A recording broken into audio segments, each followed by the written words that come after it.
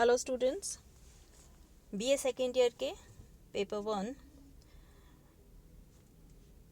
पाश्चात्य दर्शन के इतिहास में आज हम पढ़ने जा रहे हैं डेकार्ट की कार्टेशियन पद्धति, डेकार्ट्स कार्टेशियन मेथड। पूर्व में जब हमने डेकार्ट की फिलोसॉफिकल मेथड को पढ़ा था तो डेकार्ट ने कहा था कि ज्ञान का उद्गम संदेह है, यानी हमें ज्ञान कैसे होता है? संदेह से होता है। और संदेह का अर्थ यही है कि हम हर एक जो ज्ञान है उससे पूर्व उस संदेह को छोटे छोटे टुकड़ों में बांटते हैं, यानी उसके हिस्से करते हैं, प्रत्येक हिस्से को ठीक से परिभाषित करते हैं। जो भी ज्ञान मेरे पास में आता है उसको मैं एज इट इज़ नहीं एक्सेप्ट कर लेती हूँ, उस पर संदेह करती हूँ, उसको विश्लेषित करती हूँ, उसका सिंहावलोकन करती हूँ और उसके पश्चात उस ज्ञान की निश्चयात्मकता के ऊपर मैं जाती हूँ। तो डेकार्ट की जो संदेह की पद्धति है, दरअसल वो हालांकि डेकार्ट संदेहवादी नहीं है, परंतु फिर भी हम अगर उनकी संदेह की पद्धति को देखें या उनके दर्शन को देखें तो उनके दर्शन का आरंभ ही संदेह से होता है। ये बात अलग है कि वह संदेह अंततः निश्चयात्मक ज्ञान में परिणित होता है। संदेह की विधि से प्रारंभ होकर डेकार्ट मानव बौद्धिक आत्मा की यथार्थता सिद्ध करते हैं। हम देखते रहे हैं दर्शन में आत्मा का कॉन्सेप्ट एक महत्वपूर्ण कॉन्सेप्ट है। पाश्चात्य दर्शन में भी आत्मा और उसकी सत्ता को सिद्ध करने के लिए बहुत सारी रैशनल बेसिस दिए जाते हैं और इसी के आधार पर ज्ञान का सिद्धांत भी स्थापित होता है। मैं की सत्ता इस तथ्य से अवतरित हो गई कि मैं विचार करता हूँ इसलिए मेरा अस्तित्व है, यानी आई थिंक देयरफॉर आई एम। ये कैसे सिद्ध होती है बात कि मैं, क्योंकि विचार करना, चिंतन करना मेरा स्वभाव है।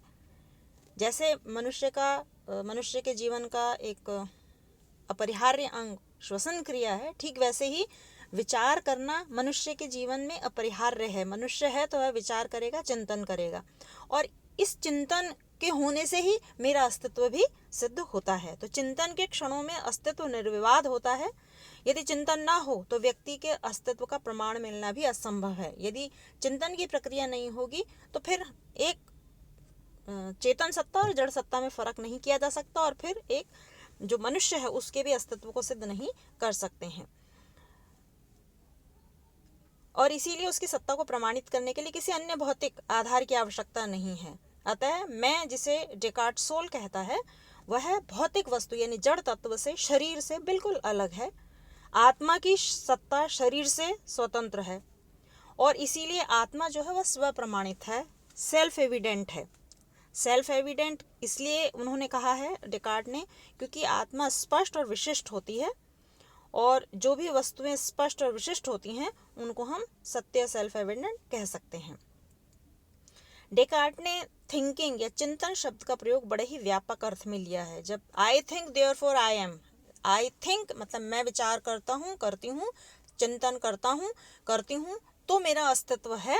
इस शब्द को वो सिर्फ चिंतन करने के या किसी एक विशिष्ट अर्थ में ही नहीं प्रयुक्त करते हैं, बल्कि संदेह करना, समझना, धारणा बनाना, स्वीकार अस्वीकार करना, किसी चीज़ का संकल्प करना, कुछ कल्पना करना, या तो फिर किसी प्रकार की वेदना या कष्ट का अनुभव करना।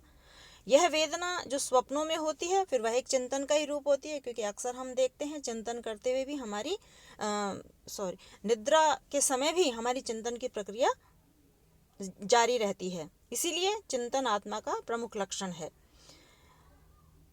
कोई भी ऐसा प्रत्यय नहीं है जो मुझे निश्चित और स्पष्ट लगता हो, डेकार्ट कह रहे हैं। अतः मैं ये समझता हूँ कि वे सभी वस्तुएं जिन्हें मैं देखता हूँ दोषपूर्ण हैं, यानी वो जितनी भी सांसारिक वस्तुओं को देख रहे हैं वो कहते हैं उन सभी में कोई ना कोई त्रुटि है, कमी है।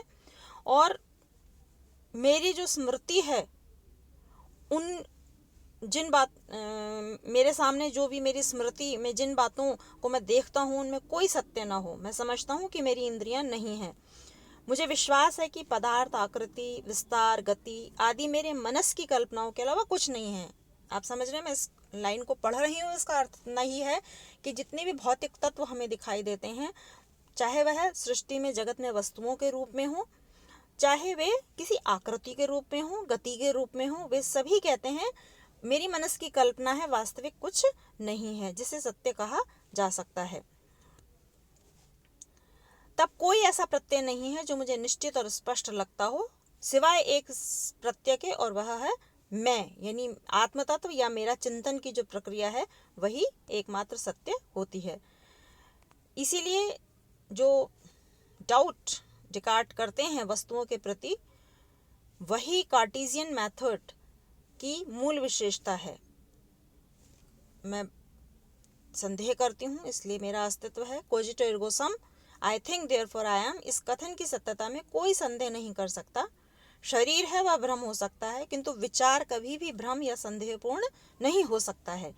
इसलिए यह कहना अंतर्विरोध होगा कि जिस क्षण कोई चिंतन करता है उस क्षण उसका अस्तित्व नहीं होता है। अगर मैं सोच रहा हूँ या सोच रही हूँ तो मेरा अस्तित्व है, यह निर्विवाद सत्य है, और इसीलिए स्वतः प्रामाण्य भी है। स्वतः प्रामाण्य यानी जो अपने आप में अपनी प्रामाणिकता रखता हो, सत्यता रखता हो, जिसको सत्यापित करने के लिए बाहर से किन्हीं प्रमाणों की आवश्यकता नहीं पड़ती हो।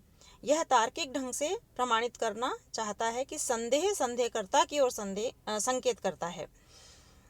संदेह का अर्थ चिंतन करना है, चिंतन का अर्थ अस्तित्व है, इसीलिए आई think therefore I M. Descartes की दार्शनिक पद्धति संदेह की पद्धति है, यह हम पूर्व में भी पढ़ चुके हैं, किंतु ह्यूम जो एक अनुभववादी दार्शनिक थे, उनकी तरह वे संदेहवादी नहीं है। डेकार्ट बुद्धिवादी दार्शनिक हैं, ये गणितज्ञ थे, इसीलिए इनका जो दर्शन को देखने का और प्रस्तुत करने का तरीका था वो बुद्धिवादी है, जो अनुभव का सहारा ना लेके तर्क की सहायता से अपनी बात को सिद्ध करने की चेष्टा करते हैं। और दार्शनिक चिंतन में वो ये मानते हैं कि किसी भी प्रकार की पूर्व मान्यता या पक्षपात नहीं होना चाहिए। यदि ऐसा होगा तो हम ठीक ठीक ज्ञान को प्राप्त कर सकेंगे। धन्यवाद।